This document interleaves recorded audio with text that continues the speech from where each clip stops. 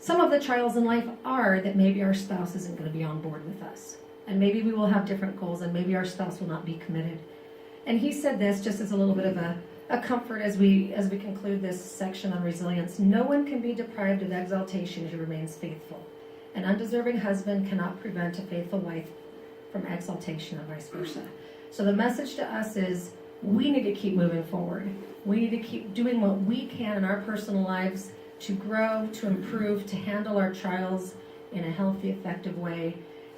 And we hope our spouse will be on board with us and move forward with us, but even if they don't, that God will still continue to bless us.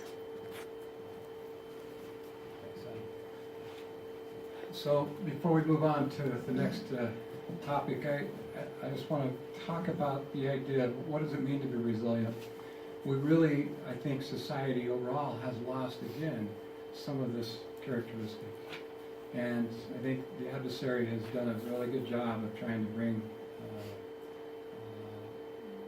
mental health, depression, discouragement, anxiety into the equation to bring people down so that they don't feel that hope in general. I love President Hinckley, and I've always loved his attitude about the whole principle that it will always work out. That's kind of my motto. Sometimes that's frustrating to my wife when I say that, because as she's going through some of her challenges, sometimes that tends to minimize when I make that statement. But I really don't mean it in a minimizing way. I just know that as we keep stepping forward, as we keep moving forward and working, Heavenly Father is always there to help catch us, to help us move forward. And it always works out. I look about the last 10 years of our marriage and all of the challenges we've had and the concerns and the problems. We just get up the next day and we move forward. And Heavenly Father all of a sudden comes in from left field and He brings blessings and pours out His Spirit. So I testify that the principle of resilience, just hanging on, moving forward, will continue to bless your life. Well, this great challenge here of forgiveness. I love this quote from Ruth Bell Graham. A happy marriage is the union of two good forgivers. And that is such an important piece, isn't it? We really think about it. Those that are together bring a lot to the table in terms of their weaknesses and their struggles. And so I've learned in my experience with Deborah, and I'm sure she has with me in terms of my weaknesses, that she knows what to forgive. And I just express my love to her because of that, because I know that she has been so good to me over the years because of my struggles. And I know that I have to continue to ask Heavenly Father to help me have that spirit of forgiveness in my marriage. And so it's a very important piece. I love that, what she said there. I remember being a young 20-year-old. I was so mature, prepared, and loved, and ready to share everything for the rest of my life and beyond with this handsome 22-year-old. I declared to be the perfect match for me. Oh, what little I actually know. I have had to understand a negotiating process that would become more about forgiveness than compromise.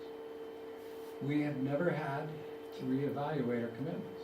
What we had to do to address was continually is how to negotiate all the little issues, the accidental words, the misunderstood glances, the tiredness, the fatigue, and the insecurities that are natural to us as human beings in this mortal state. Forgiving each other as well as forgiving ourselves is critical to creating and maintaining the good working relationship as well as our love connection, both of which are vital for inviting the Holy Spirit into our family.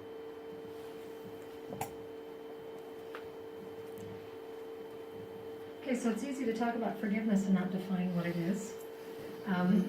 And maybe we think about it differently. So I want to offer some definitions here of forgiveness. This first definition is just from some psychological researchers, and they say this. Forgiveness is replacing the bitter, angry feelings of vengefulness, often resulting from a hurt, with positive feelings of goodwill toward the offender. That's a pretty big standard. We usually think of forgiveness as just trying to get rid of the negative feelings and kind of get to a neutral place. But they say here that true forgiveness is actually getting to a place where we can feel positively about the person. So think about that as you think about forgiveness in your own life. Under church topics on LDS.org, they say this about forgiveness. To forgive is a divine attribute. It is to pardon or excuse someone from blame for an offense or misdeed. Okay, so you may be upset about something, but will you excuse or pardon them so they are no longer continually guilty before you and having to suffer continually on and on and on? So what, if this is forgiveness, what is forgiveness not? And I think you may find perhaps some things on this list you've done in the past, but I'd like you to kind of think about these as you move forward from tonight. Forgiveness is not just reducing hostile feelings, or as some researchers said, reducing unforgiveness. So you've got that double negative, reducing unforgiveness so that one is simply less hurt or less angry. Now, that's a good step. Please do that.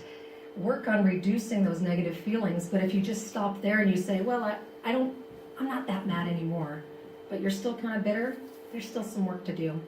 Another one is forgiveness is not just forgetting about the offense. It's not just condoning the offense. And it's not reconciliation without addressing the offense in some way. That's called counterfeit forgiveness. And just like counterfeit money, it will bankrupt your relationship. So it doesn't always mean that you have to work out the grievance with your spouse. Maybe it's a simple enough one that you think, I'm just going to kind of work it through on my own. That's fine, as long as you do the work to try to work through those emotions and get to a healthy place. Sometimes if it's a big enough problem, you'll need to work it out with your spouse interpersonally, and that's an important process. But to just kind of have this reconciliation and just say, I'm just going to look past it, going to move on, that's a counterfeit process that is actually going to create more problems in your relationship, because you'll continue to have that bitterness. It'll be there. You might try to pretend that it's not, but it will be. Forgiveness is also not something here that I got a little pet peeve about, so I put it in the presentation because I get to do that if I'm the presenter. We have a little bit of a cultural thing in our society that we can do something, sometimes it's very hurtful to someone, and we can just quickly say, well, I'm sorry, and the person's kind of expected to kind of shrug their shoulders and go, it's okay, right? Am I the only one? Okay, all right. So, here's what I want to say about that process. It's not okay. It's not okay that we're rude to each other, that we're short with each other, that we're unchristian in any way. It's not okay. But it can be forgiven. And that's the choice that we make. Forgiveness is an active process. And what it says is, there was a problem with what you did, and it did hurt me, but I choose not to let it hinder my regard for you or continue to damage our relationship anymore. That's the difference. So I'm trying to work with this even with my little toddlers. You saw the three of them. They're all very close in age. We have a lot of hitting and screaming in our house. Stealing toys. This person took my orange plate, right? My little 5-year-old always wants the orange stuff. Somebody takes his orange cup or his orange plate. We've got problems. And so when they're doing the hitting and the screaming, it'd be very easy, and they often do. They've already picked this up. They'll say, so I'll make them say, will you please forgive me? And they'll say, it's okay. I say, no, it's not okay. And I make them say, I forgive you. Because it's an empowering thing, right? I am making a choice to do this for our relationship, rather than it's okay, which where's the accountability there? Whose responsibility is there? There's no responsibility. It's okay. The it wasn't a problem, so there's nothing to do about it. Nobody has to do anything about it because there's no responsibility. So the statement to say, I forgive you, is a very important, please don't just think this is semantics. It's really a very important statement to say, I am now making a choice, and I choose to not let this continue to be a problem in our relationship. And I think it's a really important thing. Okay, another aspect of forgiveness that I think is important is the let it go aspect. And there's a couple of things here that I've identified that we need to let go. Number one, we do need to let go of the offense. Not in a counterfeit forgiveness way that we talked about, but choosing to move past it. But we also need to let go of our pride, right? I mean, in order to forgive, we have to let go of this ego and pride that we have, basically satisfying the carnal man, that we want to be right, and they were wrong, and we want to punish them for it, or hold them accountable in some way continually. So Richard has said in the past to himself, when he's struggled to want to say he's sorry for something, do I want to be right, or do I want to have a marriage? And he has said that has been helpful to him. I don't know, do you want to make a comment about that, or should we just move on? Amen. Amen. Okay. Amen. True forgiveness allows us to release any desire for justice and vengeance, and allows all parties to move forward. So it's a very freeing process.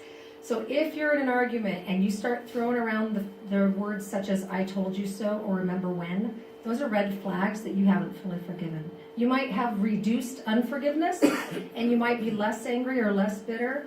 But if you're still bringing something up about that, it means your full forgiveness process is still needing some work there. Okay, so I will talk about this. Okay. So what's interesting to me is that there have been times where Deborah and I have been in warm discussions, and the unique thing that I found is that there are times where I have to just back off, and I know she does the same, and it is one of the hardest things to do. To know that you're right.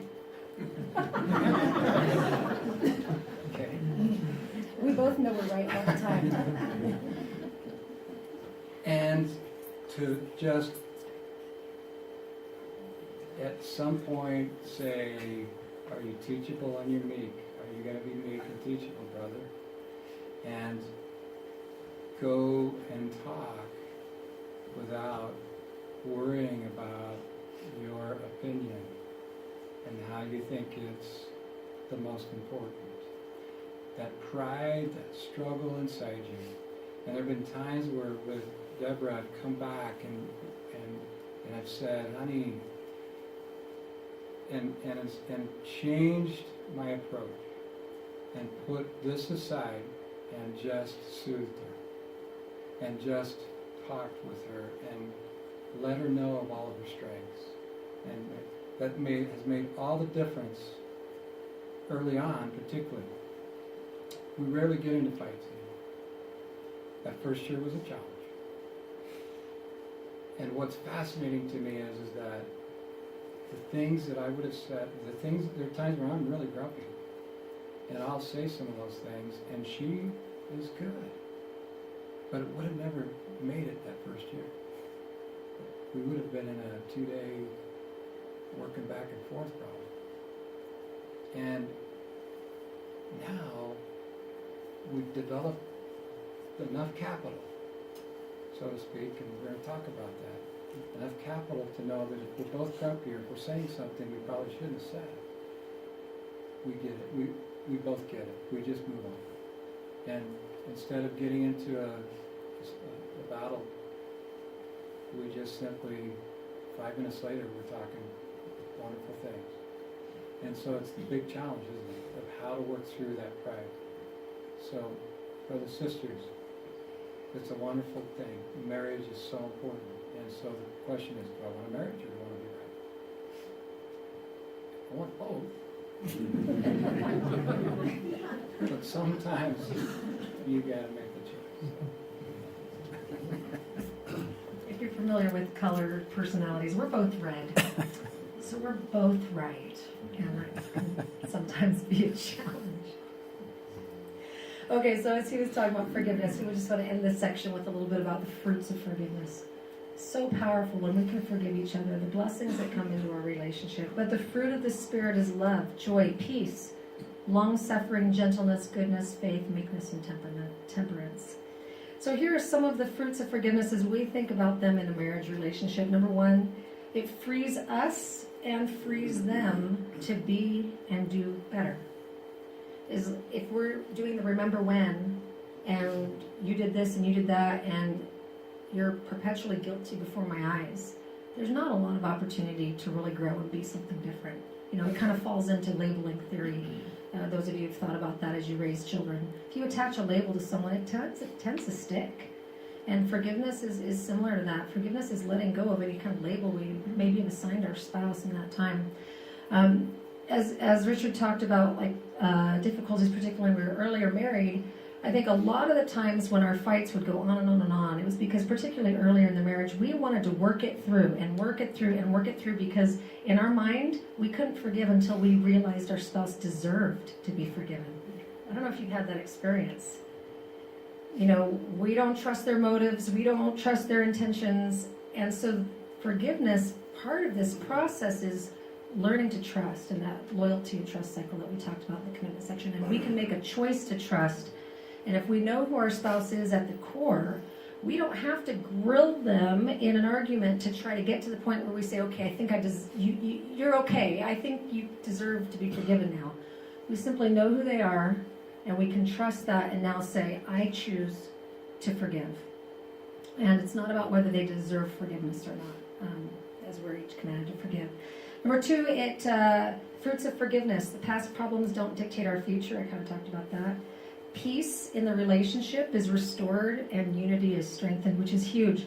I don't know, I imagine Richard and I are fairly similar, but when he and I are not getting along, we don't have positive energy in our lives for anything. I can't handle my kids. I can't handle my job. I can't handle the house. He struggles to get anything done when he goes to work because it saps any positive energy that we have for the things we need to do in life. So to restore unity and peace in our relationship, when we talk about the relationship needing to be a priority, it really does. Try to do your church calling when you're fighting with your spouse. That's a really interesting process. It doesn't work very well. You know, try to be a good parent. Oh my gosh, I get snippy with my kids when, right? So this idea of forgiveness is really important.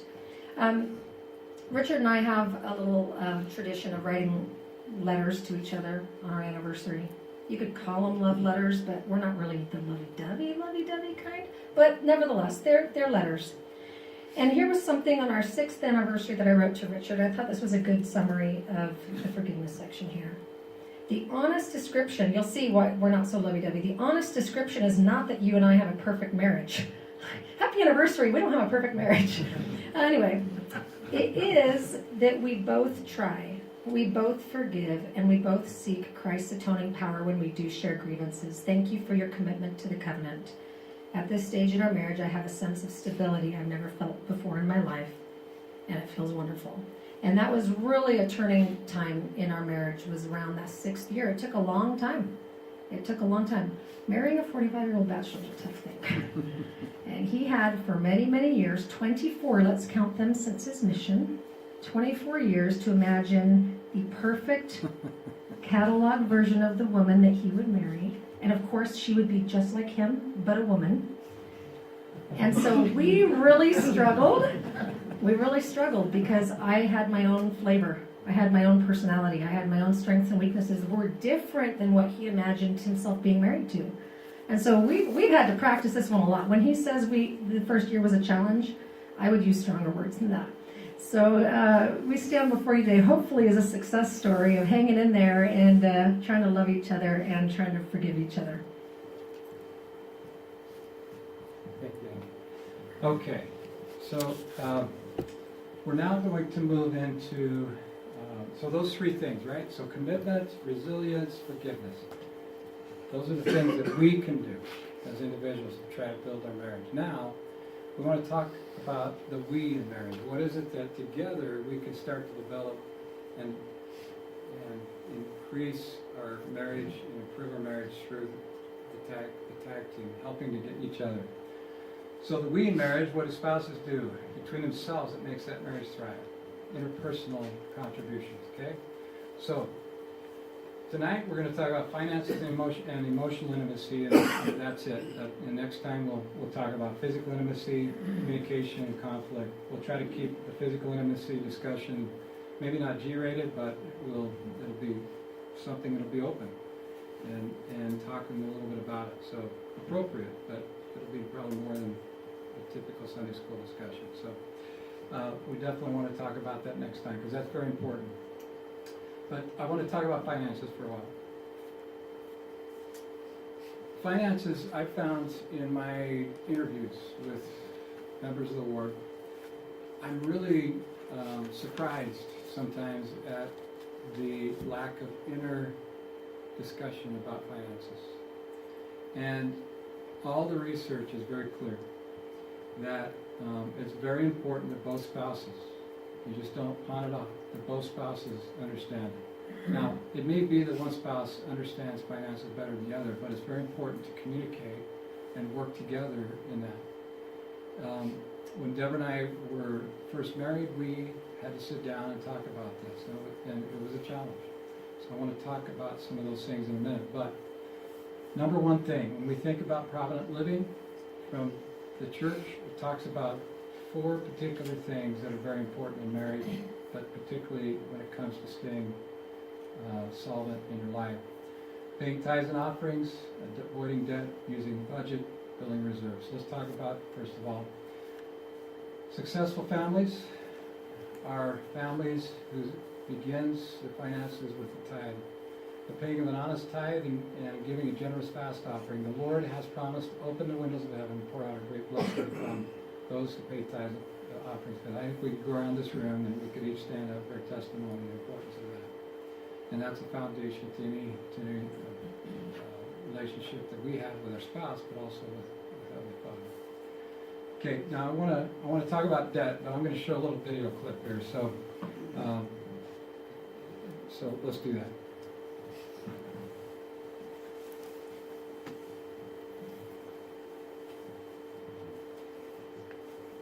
I hope it's loud enough. We'll see if it works.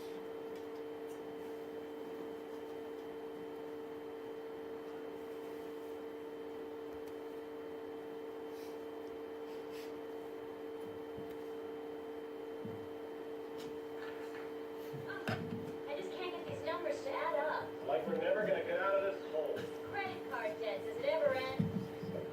Maybe I can help. We sure could use it. We've tried debt consolidation companies. We've even taken out loans to help make payments. Well, you're not the only one. Did you know millions of Americans live with debt they cannot control? That's why I developed this unique new program for managing your debt. It's called Don't Buy Stuff You Cannot Afford. Let me see that. If you don't have any money, you should not buy anything. Sounds interesting. Sounds confusing. I don't know, honey. This makes a lot of sense. There's a whole section here on how to buy expensive things using money you save. Give me that.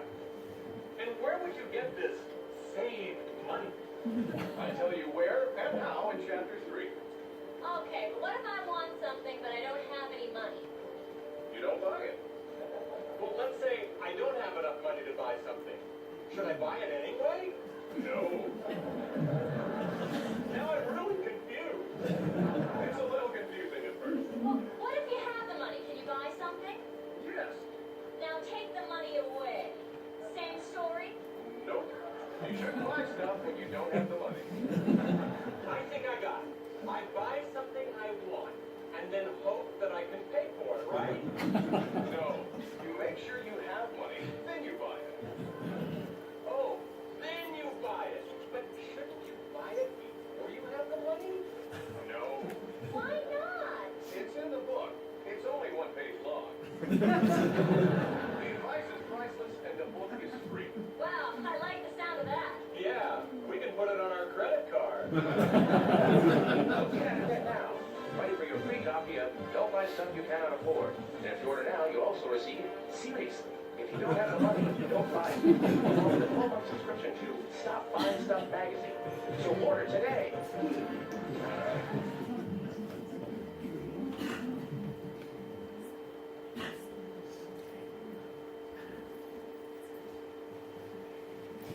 All right, well, I have a little yellow in me too, so.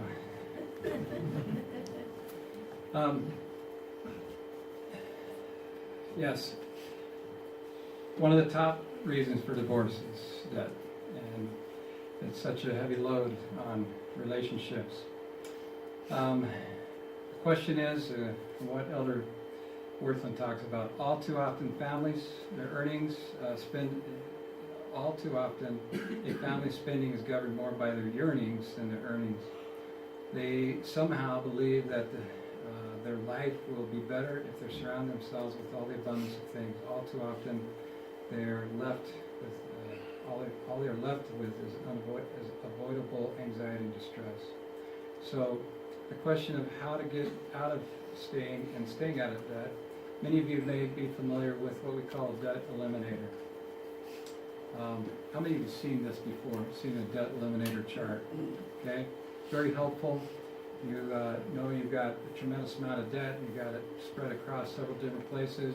You're basically going to start paying off the first one first, and then you're gonna transfer that extra amount of money into the next debt, and you can continue to pay that off until that one's paid off, and then instead of just going out and paying $50 and the rest for those, you're gonna take that 180 and move it over here, eventually get it in, so that you're finishing off that debt. So it's a very powerful way to be able to do that.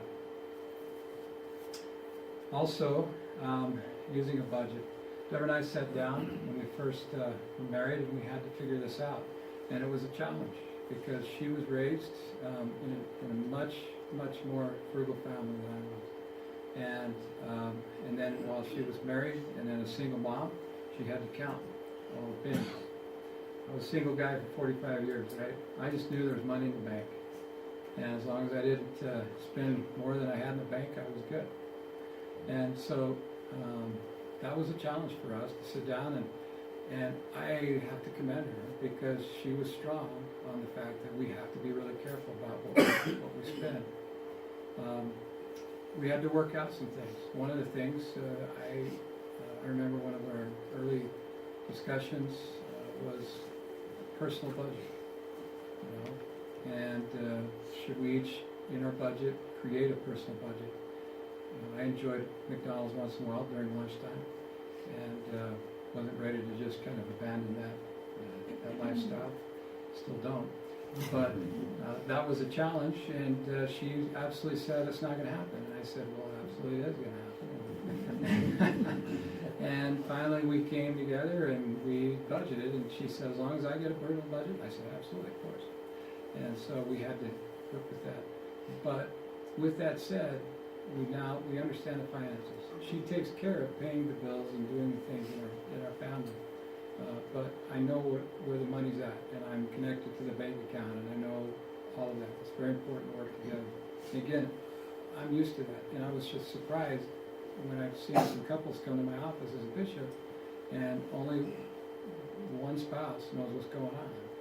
And I just highly encourage that if you haven't developed this practice, to make sure that you both work together as spouses to understand that, and just start with that process. Okay.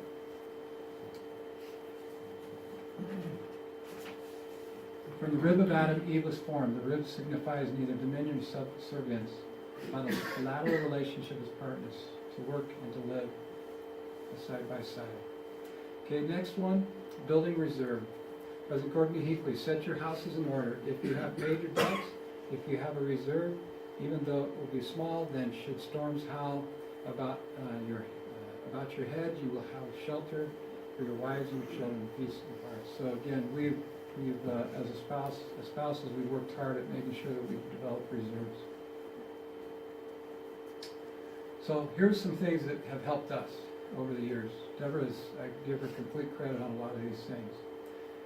We have been able to save a tremendous amount of money by looking online to purchases. Deborah will start sometime in June or July to start working towards Christmas. And we'll get the kids' things online when she sees them or finds them and looks them. And so we get orders all through through the fall to be able to get all this. And I know if we were to go back and compare this and look at how much it might cost at retail, we're saving thousands of dollars every year. You have something to say? Well, don't think I'm too organized. 4 of our 5 children also have birthdays at that time of the year. Well, that's true. So if I don't start early, I'm in trouble. Yeah. So again, we found a lot of ways to save money that way. I was raised as is that how you say that? Is that how you spell it? Should be an I there, right? I was raised as a handyman versus paid labor. I was raised on a farm, so she struck it rich in that way, where I was able to learn how to do things and to get things fixed and to work at it. And it saved us a lot of money, where I can go get on YouTube or do it yourself or Google somewhere to just find out how I can fix some things. Those are very powerful things that would be able to save us on paid labor. Used versus new. Missing Harbor Yes. Freight there, Bishop. That's true, yeah. I haven't purchased that. Sorry about that. Yeah, it's a date night also. That's well, that's the last place Deborah wants to be, I promise you. Just like PI for me. So. But we work together. Used versus new. We go to thrift stores, especially for the kids' clothes. price matching and coupons, very important. Refinancing loans, we've done that over the years and felt like we can save a tremendous amount of interest rate money, pay off credit cards monthly. From the day we've been married, there's never been a day where we haven't paid the credit card off that month. We don't go and develop the credit and the interest off this credit card. It's just way too pricey for us. It just kills us to think about if we do that. And so make sure that that's a great practice in marriage from our view, to make sure that you don't put more on the credit card than you can't pay off for that month. So, anything else you want to talk about here? Yeah, but, Yeah, I'm good. yeah, That's it. okay. So Richard has hit quite a few topics about finances, but I kind of just wanted to reemphasize the relationship piece of finances. Just as we'll talk about emotional intimacy next, or we'll actually talk about sex next time, believe it or not, in a church building. Isn't that exciting? Finances is a way to learn to come together and become unified. It's exceedingly important that we work together to become unified. So when we first began the budgeting process, when we were first married, we entertained the idea of a personal budget. And we've come to believe over the years it's really important to do this, because we have to come together on the budget. How much are we going to spend on gifts? How much are we going to spend on vacation? What are we going to allow for medical expenses? Things like that. And we have to kind of come together and make agreements there. And yet we are not to be dissolved and become so that we don't have a personal identity in our marriage. We want to be unified, but we're not dissolving, right? So we feel it's really important that each person have access to a personal budget within the marital budget. That is because then that gives that person autonomy within that relationship over that amount of money. The boy likes his Krispy Kreme donuts and his McDonald's, and I saw that as completely unhealthy and an absolute waste of money, and I had no respect for those purchases, and we fought about them a ton, believe it or not. And his sodas. He has to have a soda when he goes out. But I won. So you're right, but you might not be right at the end. Exactly. But the personal budget is really important because since you have to become unified in the other bigger areas, this gives someone some freedom to be themselves and to seek after things and pursue things that maybe I don't value. But guess what? The things I value, of course I want to spend my money on the things I value, but maybe he doesn't value them. So it gives us an opportunity to still be a unique individual. Now the personal budget depends on your personal finances. Maybe it's only going to be $10 a month per person. Maybe it's $1,000 a month per person, whatever your finances allow. But the process of working with the finances has to be considered from the perspective of the marriage and building unity. And then that one piece of the personal budget can allow you some autonomy within that. I never spent my personal budget when we developed it because I just am very frugal and I kind of low maintenance. And if I needed something, I'd go to a thrift store. And so after I had my 3 babies back to back and gained a lot of weight,